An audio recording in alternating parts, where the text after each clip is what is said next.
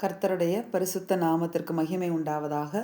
ஆண்டவராகிய இயேசு கிறிஸ்துவின் நாமத்தினாலே இந்த புதிய நாள் உங்களுக்கு ஒரு ஆசீர்வாதமான நாளாக இருப்பதாக.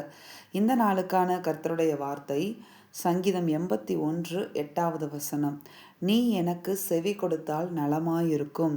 அமேன். ஆண்டவருடைய இருதயத்தின் அந்த ஏக்கத்தை, அந்த இருதயத்தில் இருக்கிற ஒரு விதமான வேதனையை வெளிப்படுத்துகிற ஒரு வார்த்தை தான் இந்த வார்த்தை. ஆண்டவர் நம்மளை பார்த்து சொல்லுகிறாரு, அவர் நம்மக்கிட்ட பேசிகிட்டே இருக்கிறாரு. நம்மக்கிட்ட அவருடைய வார்த்தைகளை தெரியப்படுத்துகிறார், வழிகளை தெரியப்படுத்துகிறார். அதுக்கு நம்ம செவி கொடுத்தால்னா என்ன அர்த்தம்னா, கேட்குறோம். எல்லாருமே அவருடைய வார்த்தையை கேட்குறோம், அப்படி தானே? இந்த நாட்களில் கர்த்தருடைய வார்த்தையானது பிரத்யட்சமாய் கடந்து வந்து கொண்டிருக்கிறது. அப்படிப்பட்ட ஒரு பாக்கியமுள்ள நாட்களை நாம் வாழ்ந்து கொண்டிருக்கிறோம்.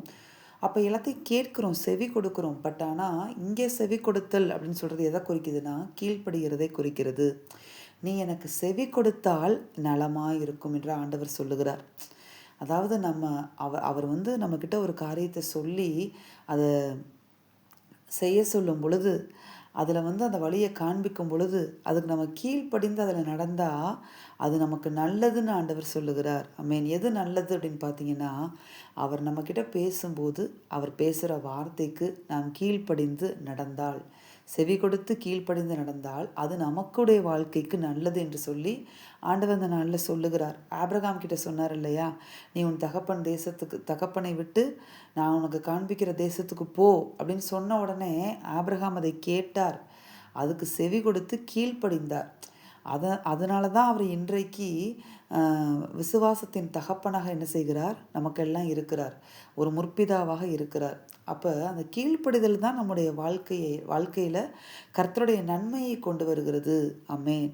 அப்போ ஆண்டவருடைய வார்த்தையை நம்ம கேட்கறது முக்கியம் இல்லை, அந்த கேட்ட வார்த்தைக்கு நாம் நம்மை ஒப்பு கொடுத்து கீழ்ப்படியும் பொழுது கர்த்தர் என்ன செய்கிறார்னா, நம்மை ஆபிரகாமை போலவே ஆசீர்வதித்து அநேகருக்கு ஆசீர்வாதமாக மாற்றி நமக்கான நன்மையை நாம் சுதந்திரிக்கவும் என்ன செய்கிறார்.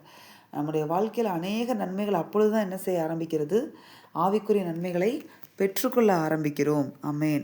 பாருங்களேன், 13 சொல்லுது, என் ஜனம் எனக்கு செவி கொடுத்து இஸ்ரவேல் என் வழிகளில் நடந்தால் நலமாயிருக்கும். ஆண்டவருக்கு எவ்வளோ ஏக்கம் பாருங்களேன். என் ஜனம், நம்மளை பார்த்து ஆண்டவர் சொல்லுகிறார், அவருடைய ஜனமாக நம்மளை தெரிந்து கொண்டிருக்கிறார். இந்த உலகத்தில் இருக்க எல்லாரும் பார்த்தீங்கன்னா அவருடைய ஜனமாக இல்லை, ஆனால் நம்ம அவருடைய ஜனமாக இருக்கிறோம்.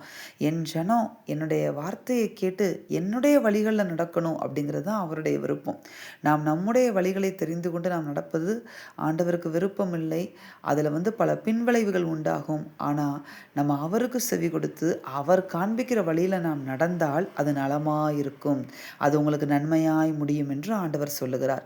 இன்றைக்கு இந்த வார்த்தையை நம்மளோடு பேசி இருக்கிறார். அவருடைய இருதயத்தை நம்மளுக்கு வெளிப்படுத்தியிருக்கிறார். இருதயத்தில் நம்மளை குறித்திருக்கிற அந்த ஒரு சில வேதனைகளையும் ஏக்கங்களையும் அன்பையும் தேவன் வெளிப்படுத்தி இருக்கிறார். அதனால் கர்த்தர் நம்மக்கிட்ட பேசும்போது, கர்த்தர் ஒரு வழியை காண்பிக்கும் போது அந்த வழியில் நாம் செவி கொடுத்து ஆபிரகாமை போல கீழ்ப்படிந்து நாம் நடக்கும்போது, அவருடைய வழிகளில் நடக்கும்போது, அவருடைய வழிகளில் நமக்காய் அவர் ஆயத்தப்படுத்தி வைத்திருக்கிற அந்த நன்மைகளை காண்போம், சுதந்திரிப்போம். பெரிய காரியத்தை நம்மளை கொண்டு ஆண்டவர் என்ன செய்வார்னா அந்த பூமியில் செய்து முடிப்பார். உங்கள் எல்லைகளில், உங்கள் குடும்பங்களில் செய்து முடிப்பார். கர்த்தர் நல்லவர். அவர் நம்மளுக்கு என்றைக்குமே என்ன செய்வார், நன்மையை மாத்திரமே செய்கிறவர். ஆமென். நாம் செபிப்போமா? எங்கள் அன்பின் பரலோக பிதாவே, நீர் கொடுத்த அந்த வார்த்தைகளுக்காய் எமக்கு நன்றி செலுத்துகிறோம். இந்த வார்த்தையின்படி கர்த்தராகிய தேவரீர் எங்களை ஆசீர்வதிப்பீராக தகப்பனே. ஆண்டவரே, உம்முடைய வார்த்தையை நாங்கள் கேட்கிறோம். கேட்கிற வார்த்தைகளுக்கு நாங்கள் செவி கொடுத்து கீழ்ப்படிந்து உம்முடைய வழிகளில் நாங்கள் ஒவ்வொருவரும் நடக்க இந்த நாளில் எங்களை ஒப்பு கொடுக்கிறோம், அர்ப்பணிக்கிறோம். ஆண்டவரே, இந்த அர்ப்பணிப்பை நீர் ஏற்றுக்கொண்டு உம்முடைய வழிகளில் எங்களுடைய வாழ்க்கையை, எங்களுடைய ஆண்டவரே இசப்பா கால்களை ஸ்திரப்படுத்துவீராக. நீர் அப்படியே செய்கிறோமுடைய கிருபைகளுக்காய் உமக்கு நாங்கள் நன்றி செலுத்துகிறோம். இயேசு கிறிஸ்துவின் நாமத்தினாலே ஜெபித்து ஜெயமெடுக்கிறோம் பிதாவே. ஆமென். இந்த வார்த்தையின்படி இந்த நாளில் தேவன் உங்களை ஆசீர்வதிப்பாராக. ஆமென்.